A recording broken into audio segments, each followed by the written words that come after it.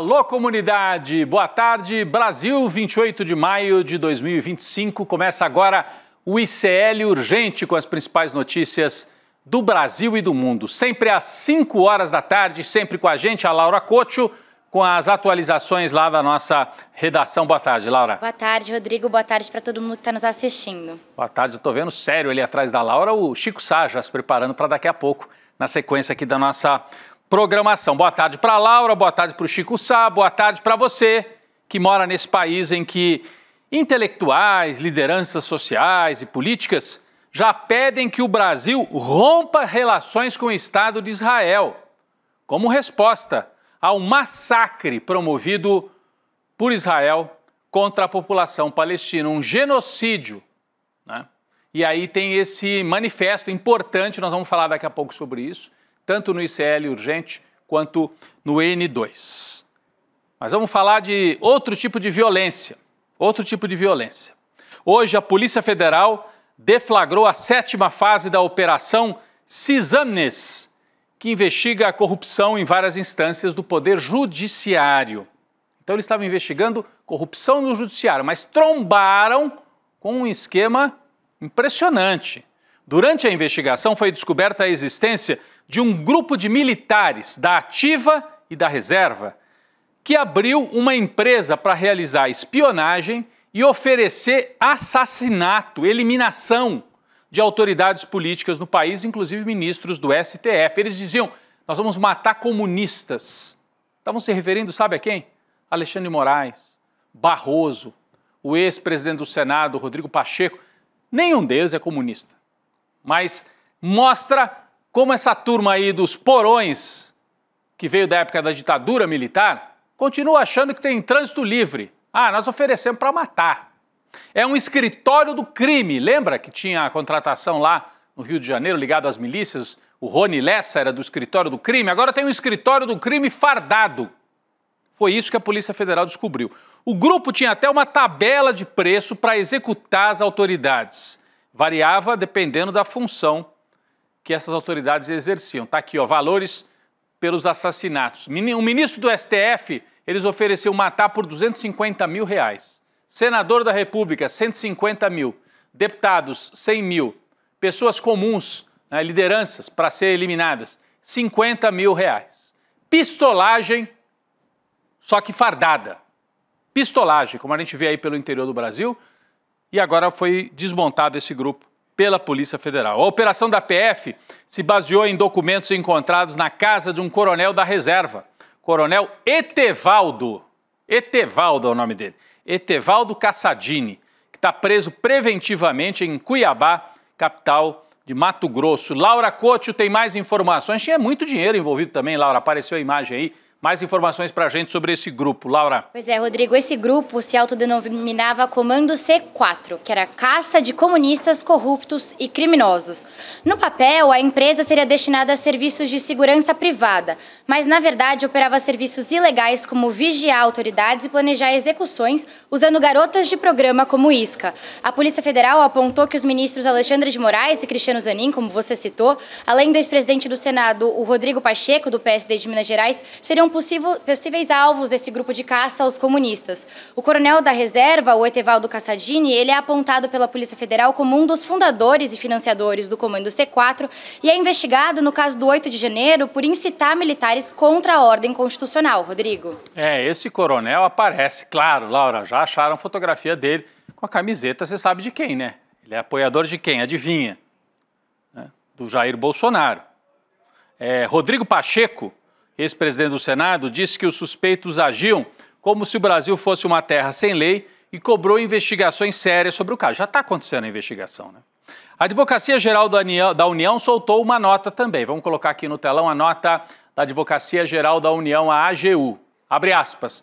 O governo vê com muita preocupação as sucessivas desarticulações de organizações criminosas fomentadas pelo extremismo político e um discurso de ódio proliferados nas redes sociais que se voltam contra a vida de autoridades públicas, em especial contra os ministros do STF. Vocês viram que o grupo se chamava C4, Comando de Caça aos Comunistas, Corruptos, Criminosos e tal. Isso é uma citação Há um grupo que existiu na época da ditadura chamado CCC, Comando de Caça aos Comunistas. Isso existia lá atrás e tinha participação de gente da extrema-direita, policiais, agentes do exército, tudo misturado com militantes de extrema-direita que partiam para eliminação física, para confronto de rua, em alguns casos para assassinato daqueles que eles consideravam ser comunistas. Então, é a reciclagem do CCC, só que agora mais sofisticado e com um discurso que parte dessa questão política, mas o objetivo era grana, cobrar, oferecer o serviço de eliminação de quem é considerado indesejável. É o fascismo. Fascismo, e eles aproveitaram para tirar um dinheirinho também. Polícia Federal de olho nisso, mas é perigosíssimo. Como disse a nota aí da AGU, mostra que a extrema-direita está a 1000. Nós não viramos essa página ainda. Nós não viramos, eles estão por aí. São os fantasmas atormentando o Brasil. Vamos falar sobre o estado de saúde do presidente Lula. Ele hoje mostrou na prática que está bem e voltou aos compromissos oficiais, viagens pelo Brasil. Depois de um período de repouso no começo da semana, segunda e terça, por causa de uma crise de labirintite, Lula embarcou hoje para uma viagem ao Nordeste, com paradas no Ceará, Pernambuco, Paraíba. Acho que nós temos imagens aqui, né? Lula visitou obras do projeto de integração do Rio São Francisco e falou, estava bem disposto. A gente tem aqui um trecho da fala do presidente Lula. Vamos lá. Isso aqui é a demonstração mais viva de que a natureza ela pode ser controlada em benefício da sociedade. Aqui o pessoal morria de fome, o gado morria de fome e ninguém dava jeito. Nós resolvemos dar jeito, resolvemos trazer água para cá.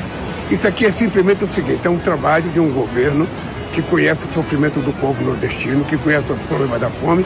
Então eu resolvi, ao invés de levar o povo para ir trabalhar em São Paulo, para ir trabalhar no Rio de Janeiro, para ir trabalhar em Minas Gerais, nós preferimos trazer água para cá para o povo poder trabalhar aqui, criar seu gado aqui, plantar aqui e viver decentemente com a sua família aqui. É isso que isso aqui representa, dignidade do povo nordestino.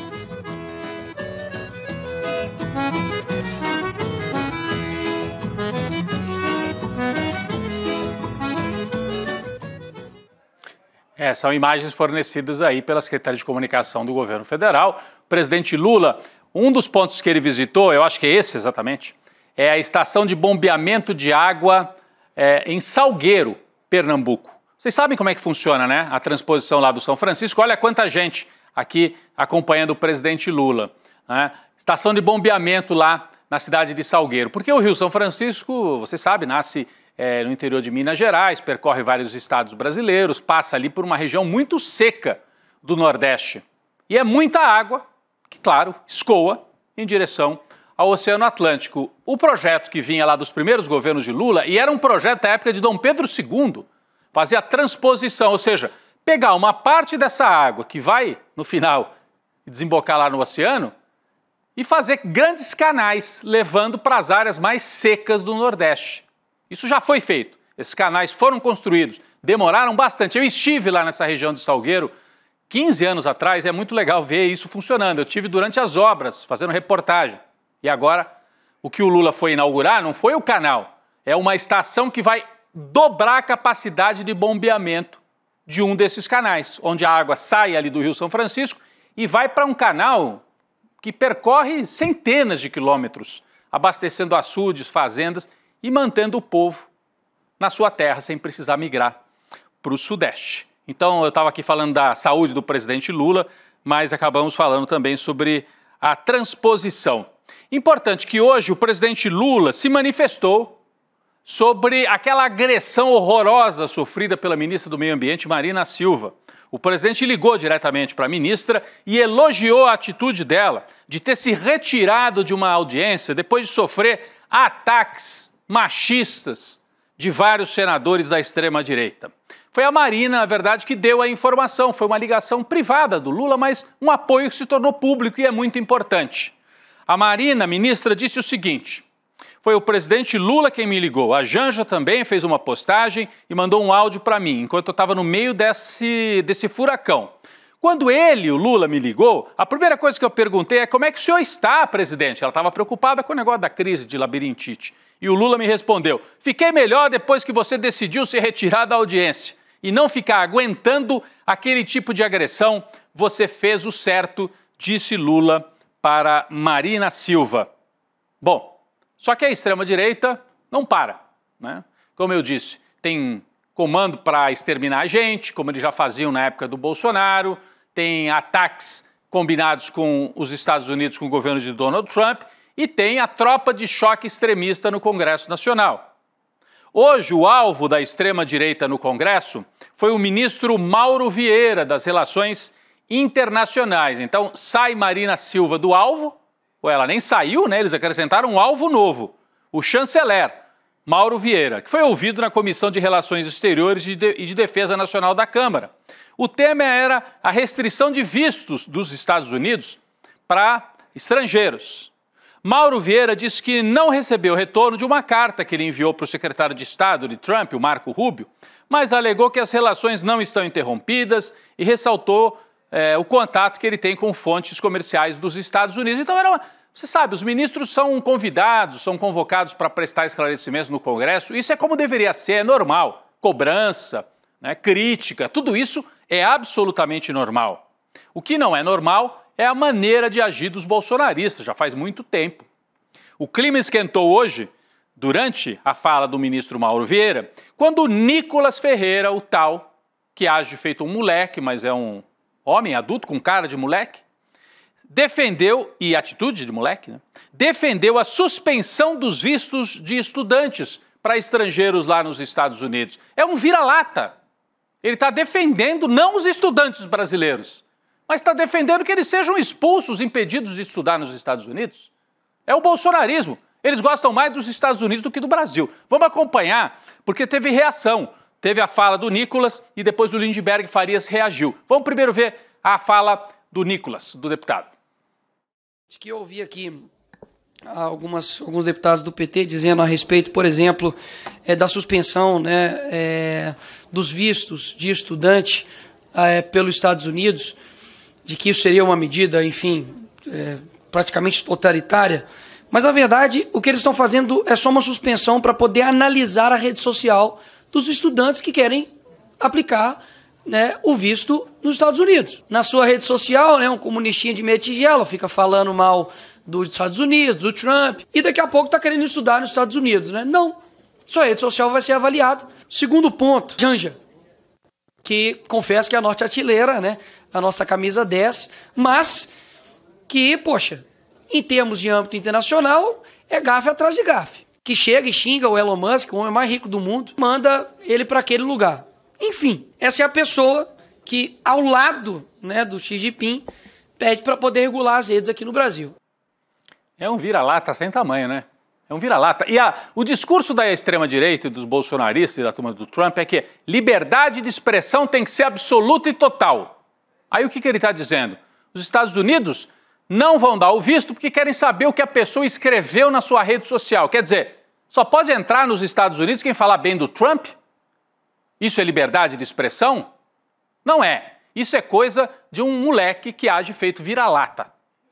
Vamos ouvir a resposta do deputado Lindbergh Farias, lembrando como o Brasil ficou isolado internacionalmente durante o governo Bolsonaro por causa de gente desse tipo. Vamos ouvir o Lindbergh Farias. Eu falo tudo isso para dizer que nós temos problemas tão sérios nessa área causados pelos senhores. Pelos senhores aqui desse grupo de extrema-direita, bolsonarista, eu vou entrar nos pontos. Nunca nós ficamos tão isolados na nossa história. Um ex-ministro chegou a falar que o Brasil era pária internacional. Os senhores lembram daquela reunião do G20 em Roma? As lideranças políticas todas ali e Bolsonaro circulando, sem falar com qualquer pessoa. Os líderes mundiais faziam questão, visitavam a América Latina, de pular o caso do Brasil. Não paravam aqui.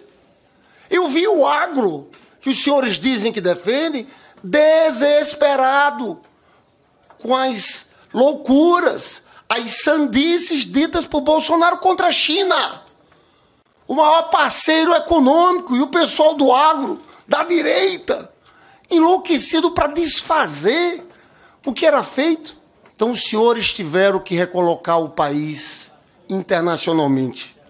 E o senhor, ministro Mauro Vieira, junto com o presidente, conduziram isso de forma impecável. É isso. A resposta aí é a lembrança do que foi o bolsonarismo também na área internacional. Mas ainda nesta área, uma notícia importantíssima desta quarta-feira. Hoje, o secretário de Estado dos Estados Unidos, o Marco Rubio, anunciou oficialmente a restrição de vistos para autoridades estrangeiras que, segundo ele, abre aspas, são cúmplices de censura aos norte-americanos. O anúncio foi feito numa publicação no X, publicação do Marco Rubio. É claro, aqui está traduzido, né, porque ele não ia escrever em português. Vamos trazer aqui a fala do Marco Rubio. Né? Hoje estou anunciando uma nova política de restrição de vistos que se aplicará a autoridades estrangeiras e pessoas cúmplices de censura. A liberdade de expressão é essencial ao estilo de vida americano. É? Então por que eles estão censurando as universidades e censurando estudante que tiver crítica? Aí não pode entrar lá nos Estados Unidos. Bom, estrangeiros que trabalham para minar os direitos dos americanos não devem ter o privilégio de viajar para o nosso país, seja da América Latina, da Europa ou em qualquer outro lugar. Os dias de tratamento passivo para aqueles que trabalham para minar os direitos dos americanos acabaram. Eles se acham, né? Quem é que está querendo? Que autoridade brasileira está pedindo, pelo amor de Deus, para ir para os Estados Unidos? Eu conheço um monte de bolsonarista, mas a autoridade aqui do Brasil atualmente. Então, Marco Rubio fez essa medida, é uma reação contra governos, parlamentos ou cortes judiciais que possam pressionar as plataformas digitais por medidas de moderação e de defesa da democracia. Por isso que a gente tem que ficar atento quando esse mesmo Marco Rubio disse numa sessão lá no Congresso dos Estados Unidos que pode adotar sanções contra o ministro Alexandre de Moraes e outros ministros do Supremo. O Dudu Bolsonaro falou, tá vendo? Ele quer ajudar, é para ajudar o Bolsonaro. Não é. É para ajudar as redes sociais dos Estados Unidos que querem liberdade total, inclusive para atentar contra a legislação de estados como o Brasil, como o México, como a Colômbia, como a Argentina. Eles acham que de lá eles podem decidir tudo, a revelia da lei, inclusive. Bom, esse anúncio de hoje, muita gente está vendo, claro, ele não cita nominalmente, mas também como uma ameaça direta ao Alexandre de Moraes, ou indireta, pelo menos. Laura Couto traz mais detalhes para a gente, por favor, Laura. Rodrigo, o Marco Rubio ele não citou o nome do Alexandre de Moraes, mas esse pode ser sim um sinal de alerta para o ministro e para o STF em geral. Os ministros do Supremo não têm reagido bem sobre essas sanções dos Estados Unidos contra o Moraes.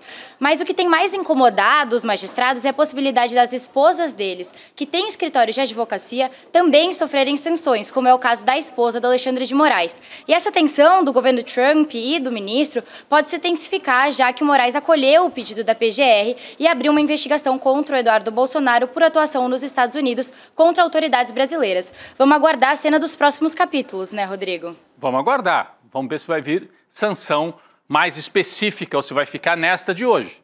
Vamos aguardar. Sanção, por exemplo, saiu uma lista de gente que eles consideram que não podem entrar nos Estados Unidos, que não pode entrar ou que não pode ter conta bancária, etc.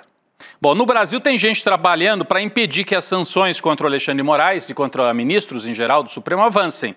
A embaixadora brasileira em Washington, a Maria Luísa Viotti, se reuniu com o encarregado de negócios da Embaixada dos Estados Unidos em Brasília, Gabriel Escobar, para discutir o assunto. Eu vou virar para cá para a gente mostrar isso, para a gente mostrar aqui a manchete, né? A embaixadora do Brasil se reúne com um diplomata dos Estados Unidos. Segundo fontes do Itamaraty, a conversa entre Maria Luísa Viotti, né, embaixadora brasileira, e o Gabriel Escobar, que é esse que está aqui na tela, que é representante dos Estados Unidos, ocorreu em Washington, quando o Escobar estava em viagem ao seu país de origem. Ele atua no Brasil, mas ele estava lá, e aí a conversa aconteceu lá.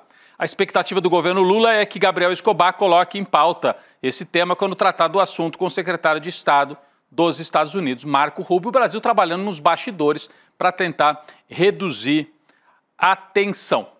Conta mais pra gente, Laura, sobre isso. Tem também entidades, né, reagindo a essas ameaças ao Brasil, né?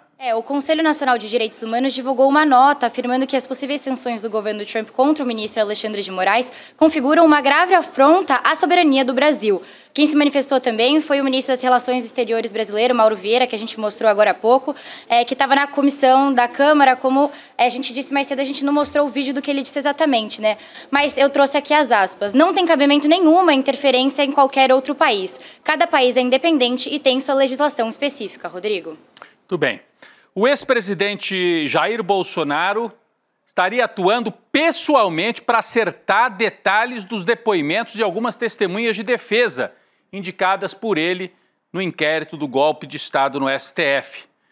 A informação é da coluna do Igor Gadelha, do site Metrópolis. A informação é do Igor Gadelha. Eu virei aqui para outra câmera, pessoal. Vamos lá. A notícia é que na semana passada, Bolsonaro ligou para o senador e ex-vice-presidente Hamilton Mourão, do Partido Republicano do Rio Grande do Sul, antes de o general da reserva ser ouvido numa sessão conduzida por Alexandre Moraes. Isso aqui é grave, hein, gente? É o Bolsonaro interferindo em depoimento de testemunha.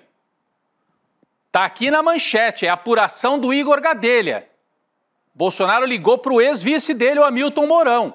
Nós trouxemos detalhes do depoimento do Hamilton Mourão na apuração de Heloísa Vilela. Laura Couto, mais detalhes sobre isso aqui. É grave, né? Rodrigo, é bem grave. O Mourão, ele contou que o Bolsonaro procurou para pedir que ele reforçasse no depoimento alguns pontos que o Bolsonaro considera importantes para sua defesa. O principal pedido do ex-presidente foi para Mourão dizer que nunca ouviu qualquer menção do Bolsonaro sobre estado de exceção ou plano de golpe. Agora, o curioso é que depois da publicação dessa matéria, o Mourão procurou a coluna do Igor Gadelha e disse que a conversa entre ele e o Bolsonaro foi genérica. De genérica não tem nada, né, Rodrigo? Agora, a notícia não repercutiu bem no STF e na PGR. A avaliação dos ministros do Supremo é que, se ficar comprovado que o Bolsonaro manipulou ou coagiu o Mourão, o caso pode configurar obstrução de justiça. E importante, nesse caso, o Bolsonaro poderia até mesmo ter a prisão preventiva decretada pela Corte, Rodrigo. Pois é, porque o Supremo está indo com muito cuidado, evitar fazer uma prisão preventiva durante o processo. Em que caso que pode haver prisão preventiva? Quando o réu ameaçar fugir ou quando ele interferir no processo. Isso pode configurar uma interferência no processo, ligar para uma testemunha na véspera, combinando com ele o que ele deve dizer. Bom, a bola está com a PGR, que pode pedir ao Supremo a adoção de alguma medida ou cobrar esclarecimentos de Mourão e Bolsonaro sobre a conversa dos dois antes do depoimento. Falaram de futebol? Trocaram receita de leite condensado no pão? Alguma coisa ali da época militar, alguma história esquisita da época dos quartéis? Ou falaram do processo? Aí é interferência e pode ter consequência. Bem, coronéis da Polícia Militar do Distrito Federal confirmaram que o Exército agiu para impedir a PM de desmontar acampamento golpista. A gente já sabia disso, mas agora é a confirmação. A informação é do nosso colega Kleber Lourenço. É importantíssima essa matéria, apuração exclusiva do Kleber Lourenço. Em entrevista, a coronel Cíntia Queiroz revelou com exclusividade para o ICL que a Polícia do Exército adotou postura sistematicamente omissa diante das tentativas de desmobilizar o acampamento golpista montado em frente ao quartel-general lá em Brasília, após o segundo turno das eleições. Laura Couto, traz para a gente aí o resumo dessa matéria do Kleber, por favor. Rodrigo, a atuação do Comando Militar do Planalto não se restringia à inação, mas envolvia também interferências diretas para inviabilizar as operações da Polícia Militar do Distrito Federal. Segundo a coronel Cíntia, mesmo com a mobilização de efetivos, viaturas e estrutura para garantir a retirada dos manifestantes, o Comando Militar bloqueava a participação da Polícia Militar do Distrito Federal, cancelando as operações nas vésperas ou até mesmo durante a execução, sempre alegando falta de segurança. O coronel Jorge Naime, que também era comandante na época de operações da Polícia Militar do Distrito Federal, ele relatou para o ICL que a PMDF tentou diversas vezes realizar operações para desmontar o acampamento, mas foi sistematicamente impedida por ordens do Exército. Rodrigo. É grave e parabéns ao Kleber por essa reportagem exclusiva. Quem quiser mais detalhes está lá no nosso site, no ICL. O aumento das alíquotas do IOF, determinado por decreto do governo Lula na semana passada, desencadeou uma crise política em Brasília e pode ser barrado pelo Congresso Nacional. Hoje, o presidente da Câmara dos Deputados, Hugo Mota, do Republicanos, informou que o tema será discutido numa reunião com líderes partidários nesta quinta-feira.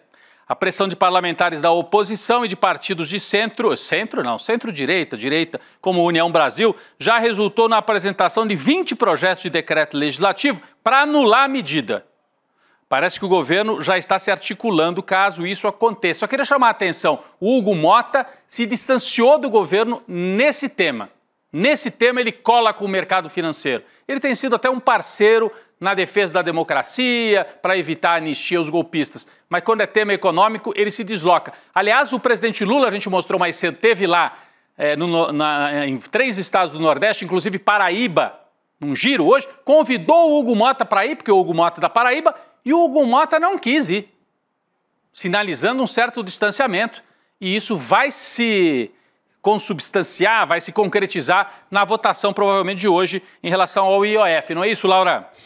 Rodrigo, o governo Lula tenta conter essa articulação parlamentar com o argumento de que a derrubada do decreto pode comprometer o equilíbrio fiscal. Isso porque, segundo cálculos da equipe econômica, a revogação da nova cobrança pode travar até 12 bilhões em emendas parlamentares. A arrecadação esperada com o aumento desse IOF é de 20 bilhões de reais para essencial do plano, que é essencial do plano do Ministério da Fazenda para zerar o déficit fiscal de 2025. Só que tem uma pressão muito grande acima dessa questão do IOF, né, Rodrigo? Exatamente, e é um teste para o governo, um teste, tanto é, Laura, que o PDT já avisou que vai votar contra o aumento do IOF, né?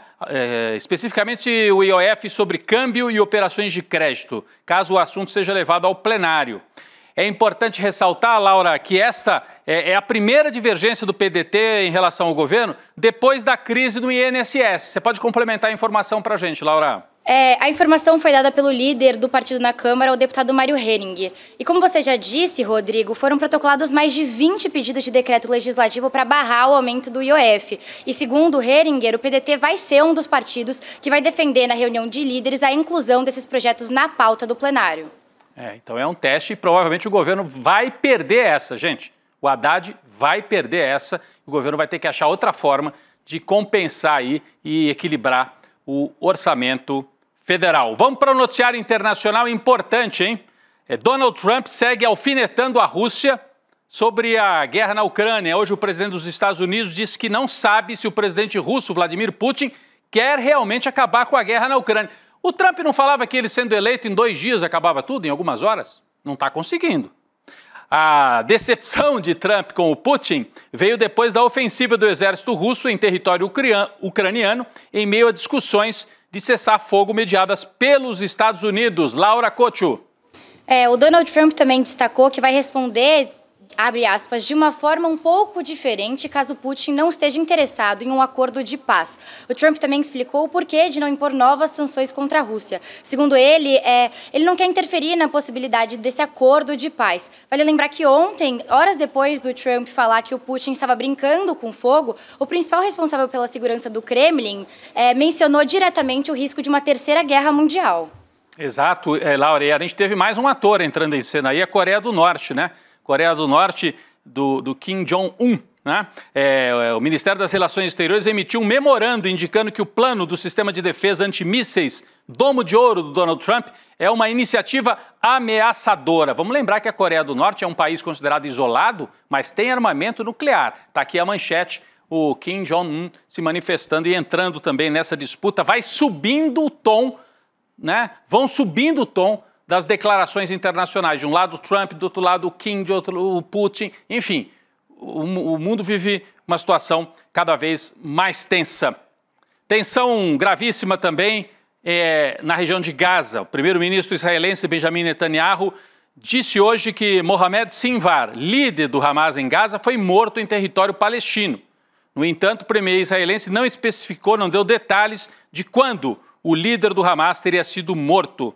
O grupo Hamas ainda não se pronunciou sobre o suposto assassinato. Eu acho importante a gente destacar também, Laura Couto, destacar também o fato de que hoje personalidades brasileiras, eu até falei disso no começo do programa e eu quero trazer com bastante destaque nesse momento, agradecendo a imensa audiência aqui do ICL Urgente. Personalidades, movimentos sociais, lideranças políticas assinaram uma carta pedindo para que o governo Lula corte relações com Israel, devido ao genocídio em Gaza. A proposta foi organizada pelo movimento Boicote, Desinvestimento e Sanção. O documento endereçado ao presidente Lula elogia o mandatário brasileiro pelos fortes discursos contra o genocídio promovido por Israel em Gaza, mas pede uma ação mais direta contra o Estado sionista. Algumas das personalidades que assinaram esse documento: Chico Buarque, Manuela Dávila, Gregório do Vivier, Vladimir Safatli, Érica Hilton, Fernanda Melchiona, Guilherme Boulos, Henrique Vieira, Luísa Erondina. Importante documento que chega à mão do presidente Lula pedindo que o Brasil rompa relações com um Estado que promove o maior genocídio do século XXI. A comunidade judaica, principalmente a sua ala de direita, é muito forte no Brasil, mas é hora de enfrentar esse tema. O Brasil vai continuar negociando com um Estado que promove assassinato em massa? Tá aí. Parabéns aos signatários dessa carta, cobrando uma posição, pedindo a posição do governo brasileiro. Pessoal, é amanhã, hein? O podcast Império Malafaia já foi ouvido por 500 mil de pessoas. Está no top 3 dos podcasts. E o ICL sendo alvo de ataques aí, campanha de ódio promovida pelo Silas Malafaia. Mas a gente não vai se intimidar, não. Tem muito mais revelação vindo por aí no documentário inédito Império Malafaia, uma produção original do ICL. Então agora, se você não ouviu o podcast, prefere tudo assim consolidado num documentário, inclusive com novidades que não estavam no podcast, assiste. É amanhã a estreia do Império Malafaia, o documentário, nesta quinta-feira, dia 29, às 8 horas da noite, também com as presenças do Edu Moreira, Juliana Dalpiva e Igor Melo, né? O Igor e a Juliana, que conduziram as investigações. Garanta o seu ingresso em iclurgente.com.br ou, então, pelo QR Code que está aí na tela. Muito obrigado, gente. Muito obrigado, Laura, mais uma vez pela parceria aqui na atualização das notícias. E daqui a pouco vem o N2 com mais informação. Até amanhã, Laura. Valeu, Rodrigo. Boa tarde para a nossa audiência. Valeu, obrigado, gente. O ICL Urgente volta amanhã. Atenção, é amanhã. Depois de mais de um ano de investigação, está chegando o momento de mostrar tudo o que Silas Malafaia nunca quis revelar. Amanhã, dia 29, a partir das 8 da noite, o ICL exibe o documentário Império Malafaia, uma investigação exclusiva sobre o patrimônio oculto, poder político e o uso da fé como escudo para ficar muito rico. Você vai ver os documentos, ouvir o próprio Malafaia e aí você tira suas conclusões. É de graça, é aqui no ICL. Quer saber como as notícias do dia impactam o seu bolso? Então cola comigo no Mercado Investimentos. Durante a semana eu explico os movimentos da economia e o mais importante, como isso bate na porta da sua vida. No preço da gasolina, dos juros do cartão, do aluguel e do carrinho de compras. E eu queria te perguntar, o preço subiu mesmo? Porque as pessoas estão cautelosas e receosas com os preços. Elas acham que a inflação vai subir e aumenta essa desigualdade. De segunda a sexta-feira, ao vivo, das 11 às 11h30, um panorama econômico do Brasil e do mundo no canal do ICL Notícias. A informação que faz a diferença no seu dia.